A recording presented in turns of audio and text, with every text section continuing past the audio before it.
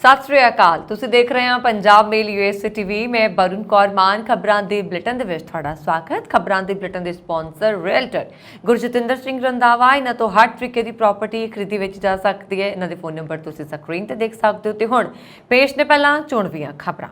गो first ने 15 मई तक टिकटां की बुकिंग रोकी। कैनेडा के हवाई मुसाफरां नूं 15 मई तो मिलेगी वड्डी सहूलत। अमेरिका ने पुतिन ते हमले विच शामिल होने तो कीता इनकार। अमेरिका तो मंदभागी खबर, कपूरथला के नौजवान का गोलियां मार के कतल।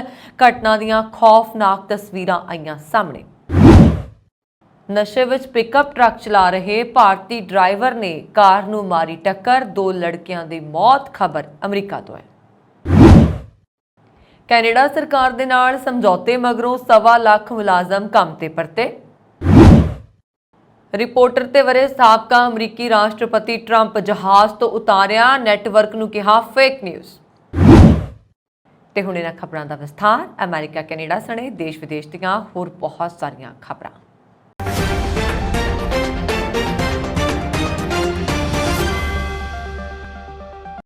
संकट च फसी एयरलाइन गो फर्स्ट ने 15 मई तक टिकटां की बुकिंग ते रोक लगा दी है।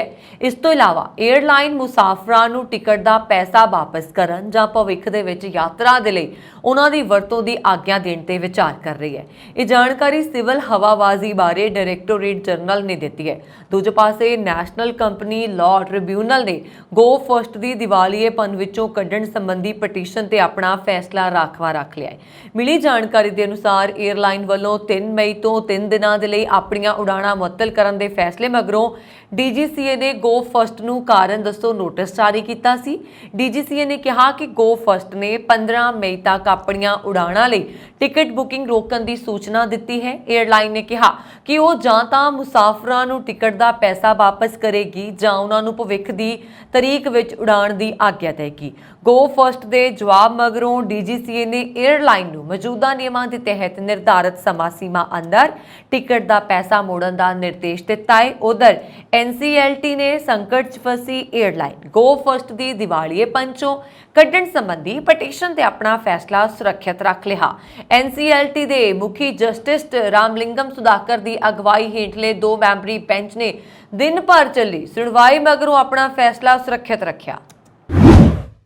कैनेडा के हवाई मुसाफरां अते विदेशों तो आने वाले सैलानियों नूं एयर कैनेडा के वल्लों 15 मई तो वड्डी सहूलत दी जा रही है। बुधवार नूं एयर कैनेडा अते बेल विचाले वाईफाई सेवावां लई समझौता हो गया, जिस तहत जमीन अते आसमान दोहां थावां ते मुफ्त इंटरनेट की सहूलत मिलेगी। केवल इत्थे बस नहीं है, विदेशों तो आने वाले मुसाफरां नूं मुफ्त मोबाइल सिम कार्ड मुहैया करवाए जाणगे जो फ्लाइट के दौरान ही एक्टिव किए जा सकणगे।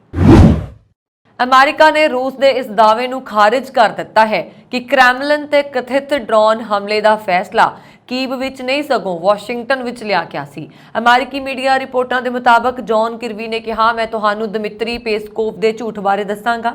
मेरा कहण दा मतलब है कि यह स्पष्ट तौर पर एक हासोहीण दावा है।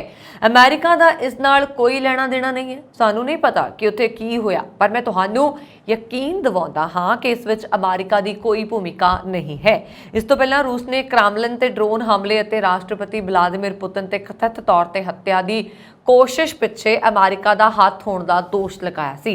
क्रेमलिन दे बुलारे पेस्कोव ने कहा, असीं चंगी तरह जानते हैं कि अजिहियां कारवाइयां अते अजिहे अतवादी हमलिਆਂ बारे फैसले कीव दे विच नहीं सगों वाशिंगटन विच कीते जांदे ने। कीव पहलां ही उस काम नूं पूरा कर रहा जिसनूं करन दे लई कहा गया है। अमेरिका तो मुड़ मंदभागी खबर सामने आई। जिला कपूरथला अधीन आउंदे पिंड जलाल पुलाणा दे एक नौजवान की चढ़ती उमरे अमेरिका च गोलियां मार के कतल कर दिता गया। उसका जानकारी के अनुसार गैस स्टेशन के स्टोर पर काम करते समय लुटेरियां दे वल्लों गोलियां मार के उसनूं मौत के घाट उतारिया गया। इस दियां खौफनाक CCTV तस्वीरां सामने आईयां ने। इस घटना तो बाद पूरे पिंड दे विच सोग दी लहर है। मृतक की पछाण नवजोत सिंह के रूप के वजों हुई है। परिवार अनुसार 30 साला नवजोत सिंह अजे ਕੁਆਰਾ ਸੀ ਅਤੇ ਸ਼ੁਰੂ ਤੋਂ ਹੀ ਵਿਦੇਸ਼ ਵਿੱਚ ਸੈਟਲ ਹੋਣਾ ਚਾਹੁੰਦਾ ਸੀ।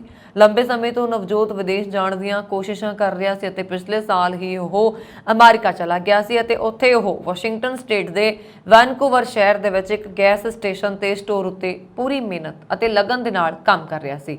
ਸਟੋਰ ਤੇ ਕੰਮ ਕਰਦੇ ਮੌਕੇ ਲੁਟੇਰਿਆਂ ਨੇ ਲੁੱਟ ਦੀ ਵਾਰਦਾਤ ਨੂੰ ਅੰਜਾਮ ਦਿੰਦਿਆਂ ਉਸ ਨੂੰ ਗੋਲੀਆਂ ਮਾਰੀਆਂ। ਜਾਣਕਾਰੀ ਦੇ ਅਨੁਸਾਰ ਨਵਜੋਤ ਰੋਜ਼ਾਨਾ ਦੀ ਤਰ੍ਹਾਂ ਗੈਸ ਸਟੇਸ਼ਨ ਦੇ ਸਟੋਰ ਉੱਪਰ ਕੰਮ ਕਰ ਰਿਹਾ ਸੀ। ਇਸ ਦੌਰਾਨ ਹੀ ਲੁਟੇਰੇ ਲੁੱਟ ਕਰਨ ਦੀ ਨੀਅਤ ਦੇ ਨਾਲ ਸਟੋਰ ਵਿੱਚ ਦਾਖਲ ਹੁੰਦੇ ਨੇ। ਹਾਲਾਂਕਿ ਦੱਸਿਆ ਜਾ ਰਿਹਾ ਕਿ ਨਵਜੋਤ ਲੁਟੇਰਿਆਂ ਦੀ ਮੰਗ ਨੂੰ ਪੂਰਾ ਵੀ ਕਰ ਦਿੰਦਾ ਹੈ, ਪਰ ਫਿਰ ਵੀ ਲੁਟੇਰੇ ਨਵਜੋਤ ਦੇ ਗੋਲੀਆਂ ਚਲਾ ਦਿੰਦੇ ਨੇ। ਨਤੀਜੇ ਵਜੋਂ ਨਵਜੋਤ ਸਿੰਘ ਦੀ ਮੌਕੇ ਉੱਪਰ ਮੌਤ ਹੋ ਜਾਂਦੀ ਹੈ। ਇਸ ਘਟਨਾ ਦੀ ਸੀਸੀਟੀਵੀ ਵੀਡੀਓ ਵੀ ਸਾਹਮਣੇ ਆਈ ਹੈ। ਉਧਰ ਪੀੜਤ ਪਰਿਵਾਰ ਵੱਲੋਂ ਰਾਜ ਸਭਾ ਮੈਂਬਰ ਸੰਤ ਸੀਚੇਵਾਲ ਹੁਣਾਂ ਦੇ ਨਾਲ ਮੁਲਾਕਾਤ ਕਰਕੇ ਮਦਦ ਦੀ ਗੁਹਾਰ ਲਗਾਈ ਗਈ ਹੈ। ਨਵਜੋਤ ਸਿੰਘ ਦੀ ਲਾਸ਼ ਨੂੰ ਭਾਰਤ ਵਾਪਸ ਮੰਗਵਾਉਣ ਵਿੱਚ ਉਹਨਾਂ ਮਦਦ ਕਰਨ ਦੀ ਮੰਗ ਕੀਤੀ ਹੈ।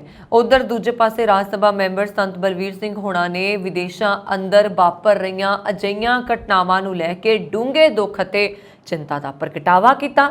ਇਸ ਦੌਰਾਨ ਸੰਤ ਬਲਵੀਰ ਸਿੰਘ ਸੀਚੇਵਾਲ ਹੁਣਾਂ ਨੇ ਪੰਜਾਬ ਦੀ ਨੌਜਵਾਨ ਪੀੜ੍ਹੀ ਨੂੰ ਹੱਥ ਜੋੜਦਿਆਂ ਹੋਇਆਂ ਇੱਥੇ ਮਾਪਿਆਂ ਦੇ ਕੋਲ ਰਹਿ ਕੇ ਕੰਮ ਅਤੇ ਤਰੱਕੀਆਂ ਕਰਨ ਦੀ ਅਪੀਲ ਕੀਤੀ ਹੈ। ਨਿਊਯਾਰਕ ਦੇ ਲੌਂਗ ਆਈਲੈਂਡ ਵਿੱਚ ਇੱਕ ਸ਼ਰਾਬੀ ਭਾਰਤੀ ਮੂਲ ਦੇ ਪਿਕਅਪ ਟਰੱਕ ਡਰਾਈਵਰ ਨੇ ਇੱਕ ਕਾਰ ਨੂੰ ਟੱਕਰ ਮਾਰ ਦਿੱਤੀ, ਜਿਸ ਵਿੱਚ 14 ਸਾਲ ਦੇ 2 ਲੜਕਿਆਂ ਦੀ ਮੌਕੇ ਉੱਤੇ ਮੌਤ ਹੋ ਗਈ ਅਤੇ 2 ਹੋਰ ਜ਼ਖਮੀ ਹੋ ਗਏ। ਨਸਾਓ ਕਾਉਂਟੀ ਪੁਲਿਸ ਨੇ ਵੀਰਵਾਰ ਨੂੰ ਕਿਹਾ ਕਿ 34 ਸਾਲਾ ਅਮਨਦੀਪ ਸਿੰਘ ਬੁੱਧਵਾਰ ਨੂੰ ਜ਼ਰੀਕੋ ਵਿੱਚ ਨਾਰਥ ਬ੍ਰੌਡਵੇ ਤੇ ਨਾਰਥ ਬਾਉਂਡ ਲੇਨ ਵਿੱਚ ਆਪਣੇ 2019 ਡੌਜ ਰੈਮ ਪਿਕਅਪ ਟਰੱਕ 'ਚ ਦੱਖਣ ਵੱਲ ਨੂੰ ਜਾ ਰਿਹਾ ਸੀ। ਇਸ ਦੌਰਾਨ ਉਸਨੇ ਇੱਕ 2019 ਅਲਫਾ ਰੋਮੀਓ 4 ਦਰਵਾਜ਼ੇ ਵਾਲੀ ਸਿਡਾਨ ਕਾਰ ਨੂੰ ਟੱਕਰ ਮਾਰ ਦਿੱਤੀ, ਜਿਸ ਵਿੱਚ 4 ਲੜਕੇ ਸਵਾਰ ਸੀ। ਫੌਕਸ ਨਿਊਜ਼ ਦੇ ਰਿਪੋਰਟ ਦੇ ਮੁਤਾਬਕ 2 ਲੜਕਿਆਂ ਦੀ ਪਛਾਣ ਡਰਿਊ ਅਤੇ ਏਥਨ ਵਜੋਂ ਹੋਈ ਹੈ, ਜਿਨ੍ਹਾਂ ਦੀ ਮੌਕੇ ਤੇ ਮੌਤ ਹੋ ਗਈ, ਜਦੋਂ ਕਿ 16 ਅਤੇ 17 ਸਾਲ ਦੀ ਉਮਰ ਦੇ 2 ਹੋਰ ਲੜਕਿਆਂ ਨੂੰ ਜ਼ਖਮੀ ਹਾਲਤ ਦੇ ਵਿੱਚ ਹਸਪੀਟਲ ਜਿਹੜਾ ਸਥਾਨਕ ਸੀ ਉੱਥੇ ਲਿਜਾਇਆ ਗਿਆ। ਦ੍ਰਿਸ਼ ਦਾ ਵਰਣਨ ਕਰਦੇ ਹੋਏ ਨਸਾਓ ਕਾਉਂਟੀ ਪੁਲਿਸ ਦੇ ਜਸੂਸ ਕੈਪਟਨ ਸਟੀਫਨ ਨੇ ਕਿਹਾ ਕਿ ਇਹ ਸ਼ਾਇਦ ਸਭ ਤੋਂ ਵਿਨਾਸ਼ਕਾਰੀ ਦਿਸ਼ਾ ਵਿੱਚੋਂ ਇੱਕ ਸੀ ਜੋ ਮੈਂ ਲੰਬੇ ਸਮੇਂ ਬਾਅਦ ਦੇਖਿਆ ਹੈ।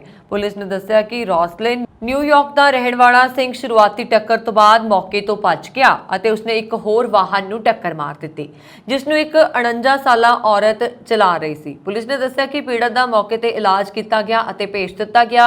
ਇਸ ਹਾਦਸੇ ਦੇ ਮਗਰੋਂ ਸਿੰਘ ਨੂੰ ਉਸੇ ਦਿਨ ਗ੍ਰਿਫਤਾਰ ਕੀਤਾ ਗਿਆ ਸੀ ਅਤੇ ਮਾਮੂਲੀ ਸੱਟਾਂ ਕਾਰਨ ਸਥਾਨਕ ਹਸਪਤਾਲ ਲਿਜਾਇਆ ਗਿਆ। ਉਸ ਤੇ ਕਤਲ, ਪਹਿਲੀ ਡਿਗਰੀ ਕਤਲ ਦੇ ਦੋਸ਼, ਦੂਜੀ ਡਿਗਰੀ ਕਤਲ ਦੇ ਦੋਸ਼, ਨਸ਼ੇ ਵਿੱਚ ਗੱਡੀ ਚਲਾਉਣ ਅਤੇ ਦੂਜੀ ਡਿਗਰੀ ਹਮਲੇ ਦੇ 2 ਦੋਸ਼ ਲਗਾਏ ਗਏ ਨੇ। ਸਿੰਘ ਨੂੰ ਵੀਰਵਾਰ ਨੂੰ ਹੈਪਸਟੇਡ ਦੀ ਪ੍ਰਥਮ ਜ਼ਿਲ੍ਹਾ ਅਦਾਲਤ ਵਿੱਚ ਪੇਸ਼ ਕੀਤਾ ਗਿਆ ਸੀ।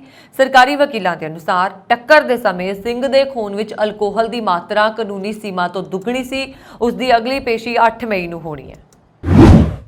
ਕੈਨੇਡਾ ਸਰਕਾਰ ਅਤੇ ਲੋਕ ਸੇਵਾ ਗੱਠਜੋੜ ਵਿਚਾਲੇ ਮੰਗਾਂ ਸੰਬੰਧੀ ਸਮਝੌਤਾ ਹੋਣ ਮਗਰੋਂ 1,20,000 ਕਾਮੇ ਕੰਮ ਤੇ ਪਰਤ ਆਏ ਨੇ, ਪਰ ਕੈਨੇਡਾ ਰੈਵਨਿਊ ਏਜੰਸੀ ਦੇ 35,000 ਕਾਮੇ ਹਾਲੇ ਹੜਤਾਲ ਤੇ ਹੀ ਨੇ। 4 ਕੇਂਦਰੀ ਵਿਭਾਗਾਂ ਦੇ 1.5 ਲੱਖ ਤੋਂ ਵੱਧ ਕਾਮੇ 25 ਅਪ੍ਰੈਲ ਤੋਂ ਹੜਤਾਲ ਤੇ ਸਨ ਅਤੇ ਆਪਣੇ ਦਫ਼ਤਰਾਂ ਅੱਗੇ ਰੋਸ ਮੁਜ਼ਾਹਰਾ ਕਰ ਰਹੇ ਸਨ। ਹੜਤਾਲੀ ਮੁਲਾਜ਼ਮਾਂ ਦੀ ਜਥੇਬੰਦੀ public service alliance of Canada ਤੇ ਟ੍ਰੈਜ਼ਰੀ ਬੋਰਡ ਵਿਚਾਲੇ ਸਮਝੌਤਾ ਹੋ ਗਿਆ, ਜਿਸ ਦੇ ਮੱਦੇਨਜ਼ਰ ਹੜਤਾਲੀ ਕਾਮੇ ਕੰਮ ਤੇ ਪਰਤ ਆਉਣਗੇ। ਕੈਨੇਡਾ ਸਰਕਾਰ ਨੇ ਸੋਮਵਾਰ ਨੂੰ 1,20,000 ਫੈਡਰਲ ਕਾਮਿਆਂ ਦੇ ਨਾਲ ਸਮਝੌਤਾ ਕੀਤਾ ਸੀ, ਜਿਸ ਤਹਿਤ 3 ਸਾਲਾਂ ਦੌਰਾਨ ਤਨਖਾਹਾਂ ਵਿੱਚ 13.5% ਦੀ ਥਾਂ 12.5% ਦਾ ਵਾਧਾ ਹੋਏਗਾ। ਹੜਤਾਲ ਕਰਕੇ ਕਰੀਬ 2 ਹਫ਼ਤਿਆਂ ਤੋਂ ਪਾਸਪੋਰਟ ਤੋਂ ਲੈ ਕੇ ਇਮੀਗ੍ਰੇਸ਼ਨ ਤੱਕ ਸੇਵਾਵਾਂ ਠੱਪ ਸਨ। ਕੈਨੇਡਾ ਵਿੱਚ ਦਫ਼ਤਰ ਖੁੱਲ੍ਹਣ ਮੌਕੇ ਸਰਵਿਸ ਕੈਨੇਡਾ ਅਤੇ ਪਾਸਪੋਰਟ ਦਫ਼ਤਰਾਂ ਅੱਗੇ ਲੰਬੀਆਂ ਲਾਈਨਾਂ ਲੱਗ ਗਈਆਂ ਸਨ। ਅਮਰੀਕਾ ਦੇ ਸਾਬਕਾ ਰਾਸ਼ਟਰਪਤੀ ਡੋਨਾਲਡ ਟਰੰਪ ਨੇ ਅਪਰਾਧਿਕ ਜਾਂਚ ਬਾਰੇ ਪੁੱਛੇ ਜਾਣ ਤੇ ਇੱਕ ਰਿਪੋਰਟਰ ਦਾ ਮੋਬਾਈਲ ਫੋਨ ਖੋਹ ਲਿਆ ਅਤੇ ਉਸ ਨੂੰ ਜਹਾਜ਼ ਤੋਂ ਉਤਾਰ ਦਿੱਤਾ। ਟੈਕਸਾਸ ਵਿੱਚ ਇੱਕ ਰੈਲੀ ਤੋਂ ਆਉਂਦੇ ਸਮੇਂ ਟਰੰਪ ਨੇ ਫਲਾਈਟ ਵਿੱਚ ਪੱਤਰਕਾਰਾਂ ਨਾਲ ਗੱਲਬਾਤ ਕੀਤੀ। 2024 ਦੀਆਂ ਚੋਣਾਂ ਦੇ ਲਈ ਰਿਪਬਲਿਕਨ ਉਮੀਦਵਾਰ ਆਪਣੇ ਜਹਾਜ਼ ਤੇ ਪੱਤਰਕਾਰਾਂ ਦੇ ਇੱਕ ਸਮੂਹ ਦੇ ਨਾਲ ਗੱਲ ਕਰ ਰਹੇ ਸੀ, ਜਦੋਂ ਇੱਕ ਮੀਡੀਆ ਹਾਊਸ ਦੇ ਰਿਪੋਰਟਰ ਵੌਨ ਹਿਲੀਅਰਡ ਨੇ ਕਿਹਾ ਕਿ ਉਹ ਬ੍ਰੈਗ ਦੀ ਜਾਂਚ ਤੋਂ ਨਿਰਾਸ਼ ਜਾਪਦੇ ਨੇ। ਇਸ ਸਵਾਲ ਤੋਂ ਟਰੰਪ ਦੁਖੀ ਨਜ਼ਰ ਆਏ ਅਤੇ ਉਹਨਾਂ ਨੇ ਇਸ ਮਾਮਲੇ 'ਚ ਰਿਪੋਰਟਰ ਤੋਂ ਸਵਾਲ ਪੁੱਛਣ ਤੋਂ ਇਨਕਾਰ ਕਰ ਦਿੱਤਾ। ਵਾਸ਼ਿੰਗਟਨ ਪੋਸਟ ਦੀ ਰਿਕਾਰਡਿੰਗ ਦੇ ਅਨੁਸਾਰ ਟਰੰਪ ਨੇ ਕਿਹਾ, ਮੈਂ ਕਿਸੇ ਵੀ ਚੀਜ਼ ਤੋਂ ਨਿਰਾਸ਼ ਨਹੀਂ ਹਾਂ। ਮੈਂ ਕਿਸ ਗੱਲ ਤੋਂ ਨਿਰਾਸ਼ ਹਾਂ? ਮੈਂ ਸਿਰਫ 2 ਘੰਟੇ ਲਈ ਭਾਸ਼ਣ ਦਿੱਤਾ, ਮੈਂ ਇਸ ਤੋਂ ਨਿਰਾਸ਼ ਨਹੀਂ ਹਾਂ। ਇਹ ਇੱਕ ਜਾਲੀ ਜਾਂਚ ਹੈ, ਕੁਝ ਵੀ ਗਲਤ ਨਾ ਕਰੋ। ਇਸ ਮਾਮਲੇ ਵਿੱਚ ਤੁਹਾਡਾ ਚੈਨਲ ਸਭ ਤੋਂ ਬੁਰਾ ਹੈ, ਮੈਨੂੰ ਹੋਰ ਸਵਾਲ ਨਾ ਪੁੱਛੋ। ਟਰੰਪ ਨੇ ਬਾਅਦ ਵਿੱਚ ਕਿਹਾ, ਮੈਂ ਸੁਣਿਆ ਹੈ ਕਿ ਤੁਸੀਂ ਮੀਡੀਆ ਹਾਊਸ ਨਾਲੋਂ ਬਿਹਤਰ ਵਿਅਕਤੀ ਹੋ, ਪਰ ਤੁਸੀਂ ਨਹੀਂ ਹੋ। ਕਰੀਬ ਅੱਧੇ ਘੰਟੇ ਬਾਅਦ ਹਿਲੀਅਰਡ ਨੇ ਬ੍ਰੈਗ ਦੀ ਜਾਂਚ ਬਾਰੇ ਟਰੰਪ ਤੋਂ ਇੱਕ ਹੋਰ ਸਵਾਲ ਪੁੱਛਣ ਦੀ ਕੋਸ਼ਿਸ਼ ਕੀਤੀ। ਵੈਨਿਟੀ ਫੇਅਰ ਦੇ ਮੁਤਾਬਕ ਜਿਵੇਂ ਹਿਲੀਅਰਡ ਨੇ ਆਪਣਾ ਸਵਾਲ ਸ਼ੁਰੂ ਕੀਤਾ, ਨਿਰਾਸ਼ ਟਰੰਪ ਨੇ ਕਥਿਤ ਤੌਰ ਤੇ ਰਿਪੋਰਟਰ ਦੇ 2 ਫੋਨ ਉਸਦੇ ਸਾਹਮਣੇ ਮੇਜ਼ ਤੇ ਸੁੱਟ ਦਿੱਤੇ। ਰਿਕਾਰਡਿੰਗ ਦੇ ਵਿੱਚ ਟਰੰਪ ਨੂੰ ਆਪਣੇ ਸਹਿਯੋਗੀਆਂ ਨੂੰ ਇੱਥੋਂ ਬਾਹਰ ਕੱਢਣ ਲਈ ਕਹਿੰਦੇ ਸੁਣਿਆ ਜਾ ਸਕਦਾ ਹੈ।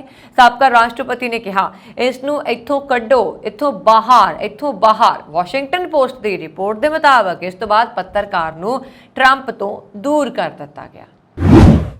ਮਰਸਡ ਪੁਲਿਸ ਨੇ ਹਾਈਵੇ 99 ਅਤੇ 5 ਤੇ ਲਾਏ ਨਾਕਿਆਂ ਦੇ ਦੌਰਾਨ $42 ਲੱਖ ਦੀ ਕੀਮਤ ਦੇ ਨਸ਼ੀਲੇ ਪਦਾਰਥ ਬਰਾਮਦ ਕੀਤੇ। ਇਸ ਮਾਮਲੇ 'ਚ 7 ਸ਼ੱਕੀ ਦੋਸ਼ੀਆਂ ਨੂੰ ਗ੍ਰਿਫਤਾਰ ਕਰਨ ਦਾ ਦਾਅਵਾ ਵੀ ਕੀਤਾ ਗਿਆ। ਪੁਲਿਸ ਦੇ ਅਨੁਸਾਰ 2 ਵੱਖ-ਵੱਖ ਵਾਹਨਾਂ ਦੇ ਵਿੱਚ 47 ਕਿਲੋ ਮੈਂਥਾਫੈਟਾਮਾਈਨ ਅਤੇ 11 ਕਿਲੋ ਫੈਂਟਾਲਿਨ ਬਹੁਤ ਹੀ ਅਜੀਬ ਢੰਗ ਨਾਲ ਲੁਕੋ ਕੇ ਰੱਖੀ ਗਈ ਸੀ। ਪੁਲਿਸ ਨੂੰ ਸ਼ੱਕ ਸੀ ਕਿ ਇਲਾਕੇ 'ਚ ਨਸ਼ੀਲੇ ਪਦਾਰਥਾਂ ਦੇ ਤਸਕਰ ਸਰਗਰਮ ਨੇ, ਇਸ ਲਈ ਪੁਲਿਸ ਵੱਲੋਂ ਜਾਲ ਵਿਛਾਇਆ ਗਿਆ। ਨਾਕੇ ਦੌਰਾਨ ਜਦੋਂ ਪੁਲਿਸ ਨੇ ਇੱਕ ਗੱਡੀ ਨੂੰ ਰੋਕਿਆ ਤਾਂ ਉਸ ਵਿੱਚ ਡਰਾਈਵਰ ਸਮੇਤ 3 ਲੋਕ ਸਵਾਰ ਸੀ ਤੇ ਜਦੋਂ ਪੁਲਿਸ ਨਾਰਕੋਟਿਨ ਇਨਫੋਰਸਮੈਂਟ ਦੀ ਉਡੀਕ ਕਰ ਰਹੀ ਸੀ ਤਾਂ ਡਰਾਈਵਰ ਪੈਦਲ ਹੀ ਉੱਥੋਂ ਖਿਸਕ ਗਿਆ। ਪੁਲਿਸ ਨੇ ਬੀਤੇ ਦਿਨ ਓਕਲਾਹੋਮਾ ਦੇ ਹੈਨਰੀਏਟਾ ਸ਼ਹਿਰ ਦੇ ਇੱਕ ਘਰ ਵਿੱਚ ਮਿਲੀਆਂ 7 ਲਾਸ਼ਾਂ ਬਾਰੇ ਸਪਸ਼ਟ ਕੀਤਾ ਹੈ ਕਿ ਇਹ ਲਾਸ਼ਾਂ ਇੱਕ ਸੈਕਸ ਮਾਮਲੇ ਵਿੱਚ ਦੋਸ਼ੀ ਕਰਾਰ ਦਿੱਤੇ ਜੈਸ ਮੈਕਫਾਡਨ, ਉਸਦੀ ਪਤਨੀ, ਉਸਦੇ 3 ਬੱਚਿਆਂ, 2 ਨਾਬਾਲਗ ਲੜਕੀਆਂ ਦੀਆਂ ਨੇ। ਪੁਲਿਸ ਦੇ ਅਨੁਸਾਰ ਮੈਕਫਾਡਨ ਨੇ ਆਪਣੀ ਪਤਨੀ, ਉਸਦੇ 3 ਬੱਚਿਆਂ ਤੇ 2 ਨਾਬਾਲਗ ਲੜਕੀਆਂ ਦੀਆਂ ਹੱਤਿਆਵਾਂ ਕਰਨ ਉਪਰੰਤ ਆਪਣੇ ਆਪ ਨੂੰ ਗੋਲੀ ਮਾਰ ਕੇ ਖੁਦਕੁਸ਼ੀ ਕੀਤੀ ਹੈ। ਮ੍ਰਿਤਕਾਂ ਦੇ ਵਿੱਚ ਮੈਕਫਾਡਨ ਤੋਂ ਇਲਾਵਾ ਹੌਲੀ, ਰੀਲੀ, ਮਾਈਕਲ, ਟਿਫਨੀ, ਈਵੀ ਤੇ ਬ੍ਰਿਟਨੀ ਬਰੀਵਰ ਸ਼ਾਮਲ ਨੇ। ਈਵੀ ਵੈਬਸਟਰ ਤੇ ਬ੍ਰਿਟਨੀ ਬਰੀਵਰ ਸੋਮਵਾਰ ਤੋਂ ਲਾਪਤਾ ਸੀ। ਓਕਮੁਗਲੀ ਪੁਲਿਸ ਮੁਖੀ ਜॉय ਅਨੁਸਾਰ ਇਹਨਾਂ ਦੋਨੋਂ ਲੜਕੀਆਂ ਟਿਫਨੀ ਕੈਸ ਦੀਆਂ ਦੋਸਤ ਸਨ। ਘਰ ਨਾ ਪਹੁੰਚਣ ਕਾਰਨ ਸੋਮਵਾਰ ਨੂੰ ਇਹਨਾਂ ਦੇ ਲਾਪਤਾ ਹੋਣ ਦੀ ਰਿਪੋਰਟ ਲਿਖਾਈ ਗਈ ਸੀ। ਅਮਰੀਕੀ ਸ਼ਹਿਰ ਡਲਾਸ ਵਿੱਚ ਇਕੱਠੇ ਕਈ ਰੈਂਸਮਵੇਅਰ ਹਮਲੇ ਕੀਤੇ ਗਏ। ਇਸ ਸਾਈਬਰ ਹਮਲੇ 'ਚ ਕਈ ਸਰਕਾਰੀ ਵਿਭਾਗਾਂ ਦੀਆਂ ਵੈਬਸਾਈਟਾਂ ਨੂੰ ਨਿਸ਼ਾਨਾ ਬਣਾਇਆ ਗਿਆ। ਇਸ ਹਮਲੇ 'ਚ ਜਿਨ੍ਹਾਂ ਕੰਪਿਊਟਰ ਸਰਵਰਾਂ ਨੂੰ ਨਿਸ਼ਾਨਾ ਬਣਾਇਆ ਗਿਆ ਹੈ ਉਸ ਵਿੱਚ ਪੁਲਿਸ ਵਿਭਾਗ ਦੀ ਸਾਈਟ ਵੀ ਸ਼ਾਮਲ ਹੈ। ਇਸ ਹਮਲੇ ਤੋਂ ਬਾਅਦ ਡਲਾਸ ਪੁਲਿਸ ਵਿਭਾਗ ਦੀ ਵੈਬਸਾਈਟ ਆਫਲਾਈਨ ਹੋ ਗਈ ਹੈ।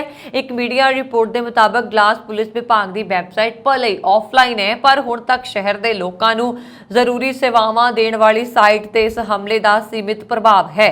ਸ਼ਹਿਰ ਦੇ ਅਧਿਕਾਰੀਆਂ ਨੇ ਪੁਸ਼ਟੀ ਕੀਤੀ ਕਿ ਕਈ ਸਰਵਰ ਰੈਂਸਮਵੇਅਰ ਦੀ ਚਪੇਟ ਵਿੱਚ ਅਜੇ ਵੀ ਨੇ। ਹਮਲੇ ਤੋਂ ਬਾਅਦ ਅਧਿਕਾਰੀ ਸ਼ਹਿਰ ਦੇ ਕੰਪਿਊਟਰ ਸਿਸਟਮ ਤੇ ਮਾਲਵੇਅਰ ਦੇ ਫੈਲਣ ਦੀ ਕੋਸ਼ਿਸ਼ ਨੂੰ ਰੋਕਣ ਦੇ ਲਈ ਕੰਮ ਕਰ ਰਹੇ ਨੇ। ਇਸ ਤੋਂ ਇਲਾਵਾ ਹੋਰ ਸਰਵਰ ਨੂੰ ਰੀਸਟੋਰ ਕਰਨ ਤੇ ਵੀ ਕੰਮ ਚੱਲ ਰਿਹਾ। ਇਸ ਹਮਲੇ ਤੋਂ ਬਾਅਦ ਡਲਾਸ ਦੇ ਕਈ ਸਰਕਾਰੀ ਵਿਭਾਗਾਂ ਦੇ ਸਰਵਰ ਵੀ ਡਾਊਨ ਨੇ।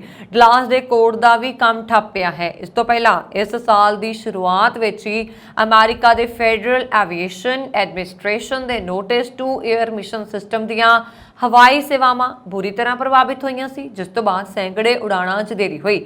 ਇਸ ਗੜਬੜੀ ਨੂੰ ਲੈ ਕੇ ਕਿਹਾ ਗਿਆ ਸੀਗਾ ਕਿ ਇਹ ਇੱਕ ਸਾਈਬਰ ਹਮਲਾ ਸੀ, ਪਰ ਅਧਿਕਾਰੀਆਂ ਨੂੰ ਉਹਨਾਂ ਨੇ ਖਾਰਿਜ ਕਰ ਦਿੱਤਾ ਸੀ।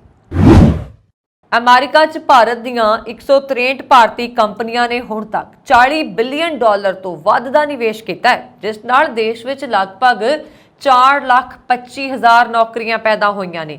ਇਹ ਤੱਥ ਇੱਕ ਸਰਵੇਖਣ 'ਚ ਸਾਹਮਣੇ ਆਇਆ। ਭਾਰਤੀ ਉਦਯੋਗ ਸੰਘ ਨੇ ਇੰਡੀਅਨ ਰੂਟਸ ਅਮਰੀਕਨ ਸੋਇਲ 'ਚ ਰਿਲੇਖ ਵਾਲਾ ਸਰਵੇਖਣ ਬੀਤੇ ਦਿਨੀ ਅਮਰੀਕਾ 'ਚ ਭਾਰਤ ਦੇ ਰਾਜਦੂਤ ਤਰਨਜੀਤ ਸਿੰਘ ਸੰਧੂ ਵੱਲੋਂ ਜਾਰੀ ਕੀਤਾ ਗਿਆ ਹੈ। ਇਸ ਮੌਕੇ ਭਾਰਤ ਵਿੱਚ ਅਮਰੀਕਾ ਦੇ ਰਾਜਦੂਤ ਐਰਿਕ ਗੌਰਸੇਟੀ ਵੀ ਮੌਜੂਦ ਸਨ। ਰਿਪੋਰਟ ਦੇ ਵਿੱਚ ਕਿਹਾ ਗਿਆ ਹੈ ਕਿ ਭਾਰਤੀ ਕੰਪਨੀਆਂ ਨੇ ਅਮਰੀਕਾ 'ਚ ਕਾਰਪੋਰੇਟ ਸਮਾਜਿਕ ਜ਼ਿੰਮੇਵਾਰੀ ਤੇ ਲਗਭਗ $185 ਮਿਲੀਅਨ ਖਰਚ ਕੀਤੇ ਨੇ। ਅਮਰੀਕਾ ਆਧਾਰਿਤ ਖੋਜ ਅਤੇ ਵਿਕਾਸ ਪ੍ਰੋਜੈਕਟਾਂ ਵਿੱਚ ਉਹਨਾਂ ਦੀ ਫੰਡਿੰਗ ਲਗਭਗ $1 ਬਿਲੀਅਨ ਹੈ। ਅਮਰੀਕਾ ਆਧਾਰਿਤ ਖੋਜ ਅਤੇ ਵਿਕਾਸ ਪ੍ਰੋਜੈਕਟਾਂ 'ਚ ਉਹਨਾਂ ਦੀ ਫੰਡਿੰਗ ਲਗਭਗ $1 ਬਿਲੀਅਨ ਤੇ ਭਾਰਤੀ ਕੰਪਨੀਆਂ ਦੇ ਨੁਮਾਇੰਦਿਆਂ ਦੇ ਇੱਕ ਵੱਡੇ ਇਕੱਠ ਨੂੰ ਸੰਬੋਧਨ ਕਰਦਿਆਂ ਸੰਧੂ ਨੇ ਕਿਹਾ ਕਿ ਅਮਰੀਕਾ 'ਚ ਭਾਰਤੀ ਕੰਪਨੀਆਂ ਮਜ਼ਬੂਤੀ, ਜੁਝਾਰੂਪਨ ਲਿਆ ਰਹੀਆਂ ਨੇ, ਉਹ ਨੌਕਰੀਆਂ ਪੈਦਾ ਕਰ ਰਹੀਆਂ ਨੇ ਅਤੇ ਸਥਾਨਕ ਭਾਈਚਾਰਿਆਂ ਦਾ ਸਮਰਥਨ ਦੇ ਰਹੀਆਂ ਨੇ। ਭਾਰਤੀ ਕੰਪਨੀਆਂ ਦੇ ਪ੍ਰਤੀਨਿਧੀ ਇੱਥੇ ਇੱਕ ਕਾਨਫਰੰਸ ਵਿੱਚ ਵਿੱਚ ਹਿੱਸਾ ਲੈਣ ਲਈ ਆਏ ਹਨ ਔਰ ਰਿਪੋਰਟ ਵਿੱਚ ਕਿਹਾ ਗਿਆ ਹੈ ਕਿ 163 ਭਾਰਤੀ ਕੰਪਨੀਆਂ ਨੇ ਅਮਰੀਕਾ 'ਚ $40 ਬਿਲੀਅਨ ਤੋਂ ਵੱਧ ਦਾ ਨਿਵੇਸ਼ ਕੀਤਾ। ਇਸ ਨਾਲ ਦੇਸ਼ ਵਿੱਚ ਲਗਭਗ 4,25,000 ਨੌਕਰੀਆਂ ਪੈਦਾ ਹੋਈਆਂ। CII ਦੇ ਡਾਇਰੈਕਟਰ ਜਨਰਲ ਚੰਦਰਜੀਤ ਬੈਨਰਜੀ ਨੇ ਕਿਹਾ, ਭਾਰਤੀ ਕੰਪਨੀਆਂ ਨੇ ਅਮਰੀਕੀ ਬਾਜ਼ਾਰ ਵਿੱਚ ਆਪਣੀ ਜੁਝਾਰੂ ਸਮਰੱਥਾ ਤੇ प्रतिबद्धता ਦਾ ਪ੍ਰਦਰਸ਼ਨ ਕੀਤਾ ਹੈ। ਉਹਨਾਂ ਨੇ ਇੱਥੇ ਨਿਵੇਸ਼ ਵਧਾਉਣ ਦੇ ਨਾਲ-ਨਾਲ ਰੋਜ਼ਗਾਰ ਵੀ ਪੈਦਾ ਕੀਤਾ ਹੈ ਤੇ ਵੱਖ-ਵੱਖ ਖੇਤਰਾਂ ਵਿੱਚ ਵਿਭਿੰਨਤਾ ਕੀਤੀ ਹੈ। ਅਮਰੀਕਾ 'ਚ ਬੈਂਕਿੰਗ ਸੰਕਟ ਲਗਾਤਾਰ ਡੂੰਘਾ ਹੁੰਦਾ ਜਾ ਰਿਹਾ। ਇੱਕ ਤੋਂ ਬਾਅਦ ਇੱਕ ਬੈਂਕ ਡੁੱਬ ਰਹੇ ਨੇ। ਵਿਆਜ ਦਰਾਂ ਲਗਾਤਾਰ ਵੱਧ ਰਹੀਆਂ ਨੇ। ਬੈਂਕਿੰਗ ਸੰਕਟ ਅਤੇ ਮਹਿੰਗਾਈ ਦਰਮਿਆਨ ਦਬਾਅ ਹੇਠ US ਫੈਡਰਲ ਨੇ ਵਿਆਜ ਦਰਾਂ 'ਚ ਇੱਕ ਵਾਰ ਫਿਰ ਵਾਧਾ ਕੀਤਾ ਹੈ। ਅਮਰੀਕਾ ਤੇ ਕੇਂਦਰੀ ਬੈਂਕ ਫੈਡ ਰਿਜ਼ਰਵ ਨੇ ਲਗਾਤਾਰ 10ਵੀਂ ਵਾਰ ਵਿਆਜ ਦਰਾਂ 'ਚ ਵਾਧਾ ਕੀਤਾ ਹੈ। US ਫੈਡਰਲ ਨੇ ਬੈਂਕਿੰਗ ਸੰਕਟ ਦੇ ਵਿਚਕਾਰ ਮੁਦਰਾ ਫੀਸਦੀ ਦਾ ਮੁਕਾਬਲਾ ਕਰਨ ਦੇ ਲਈ ਆਪਣੀ ਨੀਤੀਗਤ ਦਰ ਨੂੰ ਫਿਰ ਵਧਾ ਦਿੱਤਾ ਹੈ। ਇਸ ਵਾਰ ਵੀ ਵਿਆਜ ਦਰਾਂ ਦੇ ਵਿੱਚ 25 ਬੇਸਿਸ ਪੁਆਇੰਟ ਦਾ ਵਾਧਾ ਕੀਤਾ ਗਿਆ। ਅਮਰੀਕਾ 'ਚ ਵਿਆਜ ਦਰ 16 ਸਾਲ 'ਚ ਸਭ ਤੋਂ ਉੱਚਲੇ ਪੱਧਰ ਤੇ ਪਹੁੰਚ ਗਈ ਹੈ। US ਫੈਡਰਲ ਨੇ ਇੱਕ ਵਾਰ ਫਿਰ ਵਿਆਜ ਦਰਾਂ 'ਚ ਵਾਧਾ ਕੀਤਾ। ਮਹਿੰਗਾਈ ਨੂੰ ਕੰਟਰੋਲ ਕਰਨ ਦੇ ਲਈ ਫੈਡਰਲ ਲਗਾਤਾਰ ਵਿਆਜ ਦਰਾਂ 'ਚ ਵਧਾ ਰਿਹਾ ਹੈ ਔਰ ਵਿਆਜ ਦਰਾਂ ਵਿੱਚ ਲਗਾਤਾਰ 10ਵੀਂ ਵਾਰ ਵਾਧਾ ਕੀਤਾ ਗਿਆ। ਜਿਸ ਦਰ ਤੇ ਵਿਆਜ ਦਰਾਂ ਵਧੀਆਂ ਨੇ ਉਹਨਾਂ ਨੇ ਅਮਰੀਕਾ 'ਚ 43 ਸਾਲਾਂ ਦਾ ਰਿਕਾਰਡ ਤੋੜ ਦਿੱਤਾ ਹੈ। ਵਿਆਜ ਦਰਾਂ 16 ਸਾਲ ਦੇ ਉੱਚ ਪੱਧਰ ਤੇ ਪਹੁੰਚ ਗਈਆਂ ਨੇ। ਤਾਜ਼ਾ ਵਾਧੇ ਤੋਂ ਬਾਅਦ ਵਿਆਜ ਦਰ 5% ਤੋਂ ਵੱਧ ਕੇ 5.25% ਹੋ ਗਈ ਹੈ। ਅਮਰੀਕਾ 'ਚ ਮਹਿੰਗਾਈ ਲਗਾਤਾਰ ਵੱਧ ਰਹੀ ਹੈ। ਕੋਸ਼ਿਸ਼ਾਂ ਦੇ ਬਾਵਜੂਦ ਮਹਿੰਗਾਈ ਰੁਕਣ ਦਾ ਨਾਮ ਨਹੀਂ ਲੈ ਰਹੀ। ਮਹਿੰਗਾਈ ਨੂੰ ਕੰਟਰੋਲ ਕਰਨਾ ਫੈਡਰਲ ਸਰਕਾਰ ਦੀ ਮਜਬੂਰੀ ਹੈ। ਮਹਿੰਗਾਈ ਨੂੰ ਕਾਬੂ ਕਰਨ ਦੇ ਲਈ ਫੈਡ ਨੂੰ ਵਿਆਜ ਦਰਾਂ ਵਧਾਉਣੀਆਂ ਪੈਣਗੀਆਂ। ਅਮਰੀਕਾ ਵਿੱਚ ਪ੍ਰਿੰਸ ਵਿਲੀਅਮ ਕਾਉਂਟੀ ਵਿੱਚ ਇੱਕ ਚੌਰਾਹੇ ਤੇ ਬਿਜਲੀ ਦੇ ਪੈਨਲ ਵਿੱਚ ਬੜੇ ਇੱਕ ਵੱਡੇ ਸੱਪ ਦੇ ਰੇਂਗਣ ਕਾਰਨ ਟ੍ਰੈਫਿਕ ਸਵਿਚ ਦੱਬਿਆ ਗਿਆ ਔਰ ਬਿਜਲੀ ਸਪਲਾਈ ਠੱਪ ਹੋਣ ਕਾਰਨ ਆਵਾਜਾਈ ਦੇ ਵਿੱਚ ਰੁਕਾਵਟ ਆ ਗਈ। ਪ੍ਰਿੰਸ ਵਿਲੀਅਮ ਕਾਉਂਟੀ ਪੁਲਿਸ ਵਿਭਾਗ ਨੇ ਇੱਕ ਬਿਆਨ ਦੇ ਵਿੱਚ ਕਿਹਾ ਕਿ ਪ੍ਰਿੰਸ ਵਿਲੀਅਮ ਪਾਰਕਵੇ ਅਤੇ ਸੁਡੇਲ ਮੈਨਰ ਡਰਾਈਵ ਦੇ ਚੌਰਾਹੇ ਤੇ ਸਥਿਤ ਇੱਕ ਬਿਜਲੀ ਦੇ ਪੈਨਲ ਦੇ ਵਿੱਚ ਸੋਮਵਾਰ ਨੂੰ ਇੱਕ ਸੱਪ ਮਿਲਿਆ। ਉਸ ਦੇ ਰੇਂਗਣ ਕਾਰਨ ਸਵਿਚ ਦੱਬਿਆ ਗਿਆ ਤੇ ਬਿਜਲੀ ਚਲੀ ਗਈ। ਅਧਿਕਾਰੀਆਂ ਨੇ ਦੱਸਿਆ ਹੈ ਕਿ ਇੱਕ ਪੁਲਿਸ ਅਧਿਕਾਰੀ ਅਤੇ ਪਸ਼ੂ ਨਿਯੰਤਰਣ ਅਧਿਕਾਰੀ ਨੇ ਮਿਲ ਕੇ ਸੱਪ ਨੂੰ ਬਿਜਲੀ ਦੇ ਪੈਨਲ ਤੋਂ ਬਾਹਰ ਕੱਢਿਆ ਅਤੇ ਉਸ ਨੂੰ ਦੂਰ ਲਿਜਾ ਕੇ ਛੱਡ ਦਿੱਤਾ। ਅਧਿਕਾਰੀਆਂ ਨੇ ਦੱਸਿਆ ਕਿ ਸੱਪ ਬਹੁਤ ਵੱਡਾ ਸੀ ਅਤੇ ਉਸ ਦੇ ਰੇਂਗਣ ਦੇ ਨਾਲ ਇੱਕ ਬ੍ਰੇਕਰ ਸਵਿਚ ਦੱਬਿਆ ਗਿਆ। ਬਿਜਲੀ ਬੰਦ ਹੋਣ ਕਾਰਨ ਟ੍ਰੈਫਿਕ ਸਿਗਨਲ ਬੰਦ ਹੋ ਗਿਆ ਪਰ ਪੈਨਲ ਬਾਕਸ ਦੇ ਅੰਦਰ ਕੋਈ ਨੁਕਸਾਨ ਨਹੀਂ ਹੋਇਆ। ਬਾਕਸ ਦੇ ਅੰਦਰ ਸੱਪ ਦੀ ਚਮੜੀ ਮਿਲਣ ਤੋਂ ਪਤਾ ਲੱਗਦਾ ਹੈ ਕਿ ਸੱਪ ਕੁਝ ਸਮੇਂ ਦੇ ਇਸ ਦੇ ਅੰਦਰ ਹੀ ਸੀ।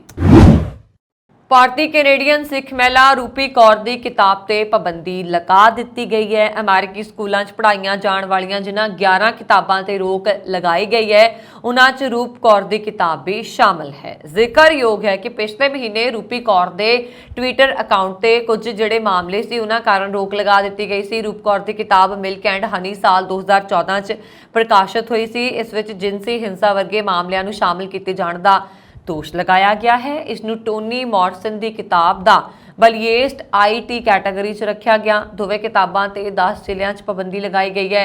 ਰੂਪੀ ਕੌਰ ਨੇ ਆਪਣੇ ਇੰਸਟਾਗ੍ਰਾਮ ਅਕਾਊਂਟ ਤੇ ਇਸ ਸੰਬੰਧੀ ਪ੍ਰਤੀਕਿਰਿਆ ਪ੍ਰਗਟ ਕੀਤੀ ਹੈ।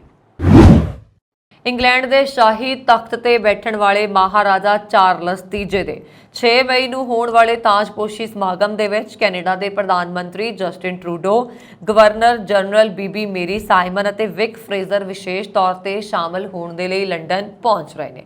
ਪ੍ਰਧਾਨ ਮੰਤਰੀ ਦਫ਼ਤਰ ਵੱਲੋਂ ਜਾਰੀ ਸੂਚਨਾ ਦੇ ਅਨੁਸਾਰ ਪ੍ਰਧਾਨ ਮੰਤਰੀ ਦੀ ਪਤਨੀ ਸੋਫੀਆ ਟਰੂਡੋ ਵੀ ਉਹਨਾਂ ਦੇ ਨਾਲ ਹੋਣਗੇ। ਇਸ ਵਫਦ ਦੇ ਵਿੱਚ ਮੂਲ ਵਾਸੀ ਸੰਗਠਨਾਂ ਦੇ ਮੁਖੀਆਂ ਅਤੇ ਪ੍ਰਮੁੱਖ ਕਾਰਕੁਨਾਂ ਨੂੰ ਵੀ ਸ਼ਾਮਲ ਕੀਤੇ ਜਾਣ ਬਾਰੇ ਦੱਸਿਆ ਗਿਆ ਹੈ। ਕੈਨੇਡਾ ਵਿੱਚ ਤਾਜਪੋਸ਼ੀ ਸਮਾਗਮ ਦਾ ਸਿੱਧਾ ਪ੍ਰਸਾਰਣ ਦਿਖਾਏ ਜਾਣ ਦੇ ਵਿਸ਼ੇਸ਼ ਪ੍ਰਬੰਧ ਕੀਤੇ ਗਏ ਨੇ। ਮਹਾਰਾਣੀ ਐਲਿਜ਼ਾਬੈਥ ਦੀ ਪਿਛਲੇ ਸਾਲ ਸਤੰਬਰ ਵਿੱਚ ਹੋਈ ਮੌਤ ਕਾਰਨ ਲੰਡਨ ਦੇ ਵਿੱਚ ਤਾਜਪੋਸ਼ੀ ਸਮਾਗਮ 70 ਸਾਲ ਬਾਅਦ ਹੋ ਰਿਹਾ ਹੈ। ਜਾਰੀ ਪੱਤਰ ਦੇ ਅਨੁਸਾਰ ਕੈਨੇਡਾ ਸਰਕਾਰ ਵੱਲੋਂ ਤਾਜਪੋਸ਼ੀ ਸੰਬੰਧੀ 30,000 ਤਗਮੇ ਤਿਆਰ ਕਰਵਾ ਕੇ ਉਹਨਾਂ ਨੇ ਦੇਸ਼ ਵਾਸੀਆਂ ਨੂੰ ਦਿੱਤੇ ਜਾਣਗੇ ਜਿਨ੍ਹਾਂ ਨੇ ਕੈਨੇਡਾ ਦੇ ਬਹੁ ਸੱਭਿਆਚਾਰ, ਵਿੱਤੀ ਵਿਕਾਸ, ਭਾਈਚਾਰਕ ਸਾਂਝ ਅਤੇ ਹੋਰ ਕੰਮਾਂ 'ਚ ਅਹਿਮ ਯੋਗਦਾਨ ਪਾਇਆ ਹੈ। ਕੈਨੇਡਾ ਦੇ ਮਿਸੀਸਾਗਾ ਸ਼ਹਿਰ ਦੇ ਨਾਲ ਸੰਬੰਧਿਤ ਕੈਂਥਨ ਲਾਅ ਨੂੰ ਅਮਰੀਕਾ ਅਤੇ UK ਦੇ ਵਿੱਚ 7 ਜਣਿਆਂ ਦੀ ਮੌਤ ਦਾ ਕਥਿਤ ਜ਼ਿੰਮੇਵਾਰ ਠਹਿਰਾਇਆ ਜਾ ਰਿਹਾ ਹੈ, ਜਦਕਿ ਸਰੀ ਵਿਖੇ ਰਹਿੰਦੀ ਭਾਰਤੀ ਮੂਲ ਦੀ ਨੇਹਾ ਸੂਸਨ ਰਾਜੂ ਦੀ ਮੌਤ ਵੀ ਸੋਡੀਅਮ ਨਾਈਟ੍ਰਾਈਟ ਨਾਲ ਹੋਈ ਹੈ। ਪੀਲ ਪੁਲਿਸ ਵੱਲੋਂ 2 ਜਣਿਆਂ ਦੀ ਮੌਤ ਮਗਰੋਂ ਗ੍ਰਿਫਤਾਰ 57 ਸਾਲ ਦੇ ਕੈਂਥਨ ਲਾਅ ਨੂੰ ਬੁੱਧਵਾਰ ਨੂੰ ਅਦਾਲਤ ਵਿੱਚ ਪੇਸ਼ ਕੀਤਾ ਗਿਆ ਜੋ ਕਥਿਤ ਤੌਰ ਤੇ ਗੈਸ ਮਾਸਕ ਵੀ ਵੇਚਦਾ ਸੀ। ਅਮਰੀਕਾ ਦੇ ਅਫਗਾਨ ਸ਼ਰਨਾਰਥੀਆਂ ਦੀ ਅਸਥਾਈ ਨਾਗਰਿਕਤਾ ਨੂੰ ਅਗਲੇ 2 ਸਾਲਾਂ ਲਈ ਨਵਿਆਉਣ ਦੀ ਆਗਿਆ ਦੇਣ ਦੀ ਯੋਜਨਾ ਬਣਾਈ ਹੈ। CBS ਨਿਊਜ਼ ਨੇ ਮੰਗਲਵਾਰ ਨੂੰ ਇੱਕ ਰਿਪੋਰਟ ਵਿੱਚ ਇਹ ਜਾਣਕਾਰੀ ਦਿੱਤੀ। ਰਿਪੋਰਟ ਵਿੱਚ ਕਿਹਾ ਗਿਆ ਹੈ ਕਿ ਅਮਰੀਕਾ 'ਚ ਇਸ ਸਮੇਂ ਲਗਭਗ 77,000 ਅਫਗਾਨ ਸ਼ਰਨਾਰਥੀਆਂ ਨੂੰ ਕੰਮ ਕਰਨ ਦੀ ਆਗਿਆ ਹੈ। US citizenship and immigration services ਜੂਨ ਵਿੱਚ ਨਵਿਆਉਣ ਦੀਆਂ ਅਰਜ਼ੀਆਂ ਨੂੰ ਸਵੀਕਾਰ ਕਰਨਾ ਸ਼ੁਰੂ ਕਰ ਸਕਦਾ ਹੈ। ਰਿਪੋਰਟ ਵਿੱਚ ਦੱਸਿਆ ਗਿਆ ਕਿ 2021 ਵਿੱਚ ਅਮਰੀਕਾ ਲਿਆਂਦੇ ਗਏ ਅਫਗਾਨ ਸ਼ਰਨਾਰਥੀਆਂ ਦੇ ਪਹਿਲੇ ਸਮੂਹ ਦੀ ਅਸਥਾਈ ਨਾਗਰਿਕਤਾ ਜੁਲਾਈ ਵਿੱਚ ਖਤਮ ਹੋਣ ਵਾਲੀ ਹੈ। ਜ਼ਿਕਰਯੋਗ ਹੈ ਕਿ ਅਗਸਤ 2021 ਚ ਜਦੋਂ ਤਾਲਿਬਾਨ ਅਫਗਾਨਿਸਤਾਨ ਦੀ ਸੱਤਾ 'ਚ ਵਾਪਸ ਆਇਆ, ਉਸਨੇ ਤਤਕਾਲੀ ਰਾਸ਼ਟਰਪਤੀ ਅਸ਼ਰਫ ਗਨੀ ਨੂੰ ਅਸਤੀਫਾ ਦੇਣ ਅਤੇ ਦੇਸ਼ ਛੱਡਣ ਲਈ ਕਿਹਾ। ਅਫਗਾਨਿਸਤਾਨ ਤੋਂ ਅਮਰੀਕੀ ਫੌਜ ਵੀ ਵਾਪਸ ਪਰਤੀ ਗਈ ਔਰ ਗੰਭੀਰ ਆਰਥਿਕ ਸੰਕਟ ਅਤੇ ਭੋਜਨ ਦੀ ਘਾਟ ਕਾਰਨ ਅਫਗਾਨਿਸਤਾਨ ਮਨੁੱਖੀ ਸੰਕਟ ਦੇ ਕੰਢੇ ਪਹੁੰਚ ਗਿਆ। ਅਮਰੀਕੀ ਫੌਜ ਨੇ ਉਸ ਸਮੇਂ ਅਫਗਾਨਿਸਤਾਨ ਨੂੰ 1,22,000 ਤੋਂ ਵੱਧ ਲੋਕਾਂ ਨੂੰ ਸੁਰੱਖਿਅਤ ਕੱਢਿਆ ਸੀ। ਯੂਨੀਵਰਸਿਟੀ ਆਫ ਮਿਸ਼ੀਗਨ ਦੇ ਵਿਦਿਆਰਥੀ ਇੱਕ ਸਿੱਖ ਵਿਦਿਆਰਥੀ ਵੱਲੋਂ ਟੈਸਲਾ ਦੇ CEO ਐਲਨ ਮਸਕ ਦੇ ਵਿਰੁੱਧ ਦਾਇਰ ਮਾਨਹਾਨੀ ਦਾ ਕੇਸ ਜਿੱਤ ਲੈਣ ਦੀ ਖਬਰ ਮਿਲੀ ਸੀ। ਉੱਤਰੀ ਕੈਲੀਫੋਰਨੀਆ ਵਾਸੀ ਰਣਦੀਪ ਸਿੰਘ ਖੋਤੀ ਯੂਨੀਵਰਸਿਟੀ ਦੇ ਵਿੱਚ ਏਸ਼ੀਅਨ ਭਾਸ਼ਾਵਾਂ ਤੇ ਸੱਭਿਆਚਾਰ ਵਿੱਚ ਡਾਕਟਰੇਟ ਕਰ ਰਿਹਾ ਹੈ। ਉਹਨਾਂ ਨੇ ਮਸਕ ਦੇ ਵਿਰੁੱਧ 2020 ਵਿੱਚ ਮਾਨਹਾਨੀ ਕੇਸ ਦਾਇਰ ਕੀਤਾ, ਜਿਸ ਵਿੱਚ ਉਹਨਾਂ ਨੇ ਦੋਸ਼ ਲਗਾਇਆ ਸੀਗਾ ਕਿ ਅਰਬਪਤੀ ਮਸਕ ਨੇ ਉਹਨਾਂ ਦੇ ਉੱਪਰ ਤੰਗ ਪਰੇਸ਼ਾਨ ਕਰਨ ਤੇ ਟੈਸਲਾ ਮੁਲਾਜ਼ਮਾਂ ਦੀ ਸੰਭਾਵੀ ਹੱਤਿਆ ਕਰਨ ਦੇ ਝੂਠੇ ਦੋਸ਼ ਲਾਏ ਨੇ। ਲੰਬੀ ਤੇ ਗੁੰਝਲਦਾਰ ਕਾਨੂੰਨੀ ਲੜਾਈ ਤੋਂ ਬਾਅਦ ਆਖਰਕਾਰ ਮਸਕ ਮਾਮਲਾ ਨਿਪਟਾਉਣ ਦੇ ਲਈ ਸਹਿਮਤ ਹੋ ਗਏ। ਉਹਨਾਂ ਨੇ ਮਾਮਲਾ ਨਿਪਟਾਉਣ ਦੇ ਲਈ $10,000 ਦੇਣ ਦੀ ਪੇਸ਼ਕਸ਼ ਕੀਤੀ ਹੈ, ਜੋ ਰਣਦੀਪ ਹੇਤੀ ਨੇ ਪ੍ਰਵਾਨ ਕਰ ਲਈ ਹੈ। ਰਣਦੀਪ ਹੋਤੀ ਇੱਕ ਬਿਆਨ ਵਿੱਚ ਉਹਨਾਂ ਨੇ ਕਿਹਾ ਕਿ ਮਾਮਲਾ ਪ੍ਰਸਿੱਧੀ ਖੱਟਣ ਜਾਂ ਪੈਸੇ ਲਈ ਨਹੀਂ ਕੀਤਾ ਗਿਆ, ਬਲਕਿ ਆਪਣੇ ਆਪ ਨੂੰ ਸਹੀ ਸਾਬਤ ਕਰਨ ਦੀ ਲੜਾਈ ਸੀ। ਨਿਊਯਾਰਕ ਦੇ ਵਿੱਚ ਸਬਵੇ ਵਿੱਚ 2 ਵਿਅਕਤੀਆਂ ਦੀ ਲੜਾਈ 'ਚ ਇੱਕ ਵਿਅਕਤੀ ਦੀ ਮੌਤ ਹੋਣ ਦੀ ਘਟਨਾ ਸੋਮਵਾਰ ਦੀ ਦੱਸੀ ਜਾ ਰਹੀ ਹੈ। ਮੀਡੀਆ ਰਿਪੋਰਟਾਂ ਦੇ ਵਿੱਚ ਦੱਸਿਆ ਜਾ ਰਿਹਾ ਕਿ ਮ੍ਰਿਤਕ ਸੋਮਵਾਰ ਨੂੰ ਅਚਾਨਕ ਸਬਵੇ ਦਾਖਲ ਹੋਇਆ ਅਤੇ ਹਮਲਾਵਰ ਭਾਸ਼ਣ ਦੇਣ ਲੱਗਾ ਸੀ। ਉਸ ਸਮੇਂ ਇੱਕ ਵਿਅਕਤੀ ਨੇ ਉਸ ਨੂੰ ਰੋਕਣ ਦੀ ਕੋਸ਼ਿਸ਼ ਕੀਤੀ ਅਤੇ ਉਸ ਨੂੰ ਕਾਬੂ ਕਰਨ ਅਤੇ ਸ਼ਾਂਤ ਕਰਨ ਦੇ ਲਈ ਉਸ ਦੇ ਗਲੇ ਤੇ ਹੱਥ ਰੱਖ ਦਿੱਤਾ।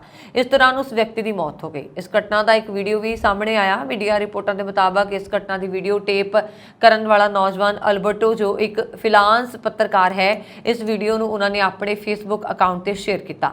ਰਿਪੋਰਟ ਵਿੱਚ ਇਹ ਵੀ ਸੁਝਾਅ ਦਿੰਦੇ ਨੇ ਕਿ ਮ੍ਰਿਤਕ ਵਿਅਕਤੀ ਦੀ ਪਛਾਣ ਜਾਰੀ ਨਹੀਂ ਕੀਤੀ ਗਈ। ਘਟਨਾ ਦੇ ਚਸ਼ਮਦੀਦਾਂ ਨੇ ਵੀ ਕਿਹਾ ਹੈ ਕਿ ਮ੍ਰਿਤਕ ਵਿਅਕਤੀ ਸਬਵੇ ਵਿੱਚ ਹੋਰ ਯਾਤਰੀਆਂ ਨਾਲ ਦੁਸ਼ਮਣੀ ਵਾਲਾ ਵਿਵਹਾਰ ਕਰ ਰਿਹਾ ਸੀ। ਘਟਨਾ ਦੀ ਵੀਡੀਓ 'ਚ ਦੇਖਿਆ ਜਾ ਰਿਹਾ ਕਿ ਜਦੋਂ ਮ੍ਰਿਤਕ ਵਿਅਕਤੀ ਸਬਵੇ 'ਚ ਭਾਸ਼ਣ ਦੇ ਰਿਹਾ ਸੀ ਤਾਂ ਉਸ ਨੂੰ ਰੋਕਣ ਦੇ ਲਈ ਇੱਕ ਨੌਜਵਾਨ ਅੱਗੇ ਆਇਆ। ਇਸ ਤੋਂ ਇਲਾਵਾ 2 ਵਿਅਕਤੀ ਮ੍ਰਿਤਕ ਵਿਅਕਤੀ ਤੇ ਕਾਬੂ ਪਾਉਣ ਦੀ ਕੋਸ਼ਿਸ਼ ਕਰ ਰਹੇ ਨੇ ਅਤੇ ਉਹ ਉਹਨਾਂ ਨੂੰ ਲੱਤਾਂ ਨਾਲ ਮਾਰ ਰਿਹਾ ਹੈ। ਵੀਡੀਓ ਬਣਾਉਣ ਵਾਲੇ ਫ੍ਰੀਲਾਂਸ ਪੱਤਰਕਾਰ ਨੇ ਦੱਸਿਆ ਕਿ ਲੜਾਈ ਕਰੀਬ 15 ਮਿੰਟ ਤੱਕ ਚੱਲੀ। ਉਸ ਸਮੇਂ ਦੌਰਾਨ ਟ੍ਰੇਨ ਬ੍ਰੌਡਵੇ ਲਾਫੇਟ ਸਟੇਸ਼ਨ ਤੇ ਰੁਕੀ। ਇਸ ਦੌਰਾਨ ਤਿੰਨਾਂ ਨੂੰ ਛੱਡ ਕੇ ਜੋ ਮ੍ਰਿਤਕ ਯਾਤਰੀ ਨੂੰ ਕਾਬੂ ਕਰਨ ਦਾ ਕੰਮ ਕਰ ਰਹੇ ਸਨ, ਰੇਲ ਡੱਬੇ ਦੇ ਅੰਦਰ ਸਾਰੇ ਯਾਤਰੀ ਚਲੇ ਗਏ। ਕੈਨੇਡਾ ਦੀ ਵਿਰੋਧੀ ਧਿਰ ਕੰਜ਼ਰਵੇਟਿਵ ਪਾਰਟੀ ਨੇ ਫੰਡ ਰੇਜ਼ਿੰਗ ਮਾਮਲੇ ਦੇ ਵਿੱਚ ਸੱਤਾਧਾਰੀ ਲਿਬਰਲ ਪਾਰਟੀ ਨੂੰ ਪਿੱਛੇ ਛੱਡ ਦਿੱਤਾ ਹੈ। ਪੀਅਰ ਦੀ ਅਗਵਾਈ ਵਿੱਚ ਇਸ ਪਾਰਟੀ ਨੇ 2023 ਦੀ ਪਹਿਲੀ ਤਿਮਾਹੀ ਦੌਰਾਨ $83 ਲੱਖ ਫੰਡ ਇਕੱਠਾ ਕੀਤਾ, ਜਿਹੜਾ ਲਿਬਰਲਾਂ ਵੱਲੋਂ ਇਕੱਠੇ ਕੀਤੇ ਫੰਡ ਨਾਲੋਂ ਦੁੱਗਣਾ ਬਣਦਾ ਹੈ। ਇਲੈਕਸ਼ਨਸ ਕੈਨੇਡਾ ਦੇ ਵੱਲੋਂ ਜਾਰੀ ਕੀਤੇ ਗਏ ਅੰਕੜਿਆਂ ਦੇ ਮੁਤਾਬਕ ਕੰਜ਼ਰਵੇਟਿਵ ਪਾਰਟੀ ਨੂੰ 2023 ਦੇ ਪਹਿਲੇ 3 ਮਹੀਨਿਆਂ ਦੇ ਦੌਰਾਨ ਲਗਭਗ $46,000 ਕੋਲੋਂ $83 ਲੱਖ ਫੰਡ ਪ੍ਰਾਪਤ ਹੋਇਆ ਹੈ। ਅਮਰੀਕਾ ਵਿੱਚ ਡਾਕਟਰਸ ਦੀ ਇੱਕ ਟੀਮ ਨੇ ਗਰਭ ਦੇ ਵਿੱਚ ਇੱਕ ਬੱਚੇ ਦੇ ਦਿਮਾਗ ਦੀ ਸਰਜਰੀ ਕੀਤੀ। ਇਹ ਦੁਨੀਆ ਦਾ ਪਹਿਲਾ ਅਜਿਹਾ ਮਾਮਲਾ ਹੈ ਜਿੱਥੇ ਬੱਚੇ ਦੇ ਦਿਮਾਗ ਦੀ ਸਰਜਰੀ ਗਰਭ ਵਿੱਚ ਕੀਤੀ ਗਈ ਹੈ। ਦਰਅਸਲ ਬੱਚੇ ਨੂੰ ਵੀਨਸ ਆਫ ਗੈਲੇਸ਼ਨ ਮੈਲਫਾਰਮੇਸ਼ਨ ਨਾਂ ਦੀ ਬਿਮਾਰੀ ਸੀ, ਜਿਸ ਕਾਰਨ ਉਸ ਦੇ ਦਿਮਾਗ ਤੋਂ ਦਿਲ ਤੱਕ ਖੂਨ ਪਹੁੰਚਣ ਵਾਲੀਆਂ ਨਾੜੀਆਂ 'ਚ ਸਮੱਸਿਆ ਸੀ। ਸਥਿਤੀ ਇਹ ਸੀ ਕਿ ਜੇਕਰ ਸਰਜਰੀ ਨਾ ਕੀਤੀ ਗਈ ਹੁੰਦੀ ਤਾਂ ਬੱਚੇ ਦੀ ਜਨਮ ਤੋਂ ਥੋੜੀ ਦੇਰ ਬਾਅਦ ਮੌਤ ਹੋ ਸਕਦੀ ਸੀ। ਅਸਲ ਵਿੱਚ ਲੂਸੀਆਨਾ ਵਿੱਚ ਇੱਕ ਜੋੜੇ ਨੇ ਕੁਝ ਸਮਾਂ ਪਹਿਲਾਂ ਉਹਨਾਂ ਨੂੰ ਪਤਾ ਲੱਗਿਆ ਕਿ ਉਹਨਾਂ ਦੇ ਗਰਭ ਦੇ ਵਿੱਚ ਪਲ ਰਹੇ ਬੱਚੇ ਦੇ ਦਿਮਾਗ 'ਚ ਕੋਈ ਸਮੱਸਿਆ ਸੀ। ਕਾਲਮੈਨ ਜੋੜੇ ਨੇ ਖਤਰੇ ਦੇ ਬਾਵਜੂਦ ਫੈਸਲਾ ਕੀਤਾ ਕਿ ਉਹ ਹਰ ਸੰਭਵ ਇਲਾਜ ਕਰਵਾਉਣਗੇ। ਇਹ ਮੁਸ਼ਕਿਲ ਸਰਜਰੀ ਅਮਰੀਕਾ ਦੇ ਬੋਸਟਨ ਵਿੱਚ ਬ੍ਰਿੰਗਮ ਐਂਡ ਵੀਮਨ ਹਸਪੀਟਲ ਅਤੇ ਬੋਸਟਨ ਚਿਲਡਰਨ ਹਸਪੀਟਲ 'ਚ ਕੀਤੀ ਗਈ। ਸਰਜਰੀ ਕਰਨ ਵਾਲੇ ਡਾਕਟਰ ਡੈਰੇਨ ਨੇ ਕਿਹਾ ਕਿ ਬੱਚੇ ਦੇ ਜਨਮ ਤੋਂ ਤੁਰੰਤ ਬਾਅਦ ਉਸ ਦੇ ਦਿਮਾਗ ਤੇ ਗੰਭੀਰ ਸੱਟ ਲੱਗਦੀ ਸੀ ਜਾਂ ਉਸ ਨੂੰ ਦਿਲ ਦਾ ਦੌਰਾ ਵੀ ਪੈ ਸਕਦਾ ਸੀ। ਇਹੀ ਕਾਰਨ ਸੀ ਕਿ ਗਰਭ 'ਚ ਹੀ ਬੱਚੇ ਦੇ ਦਿਮਾਗ ਦੀ ਸਰਜਰੀ ਕਰਨ ਦਾ ਫੈਸਲਾ ਕੀਤਾ ਗਿਆ। ਡਾਕਟਰਸ ਨੇ ਦੱਸਿਆ ਕਿ ਵੀਨਸ ਆਫ ਗੈਲਨ ਮੈਲਫਾਰਮੇਸ਼ਨ ਨਾਂ ਦੀ ਬਿਮਾਰੀ ਦਿਮਾਗ ਦੀਆਂ ਨਸਾਂ ਦੀ ਦੁਰਲਭ ਬਿਮਾਰੀ ਹੈ। ਆਮ ਤੌਰ ਤੇ ਖੂਨ ਦਿਮਾਗ ਤੋਂ ਸੈੱਲਾਂ ਰਾਹੀਂ ਨਾੜੀਆਂ ਤੱਕ ਜਾਂਦਾ ਹੈ।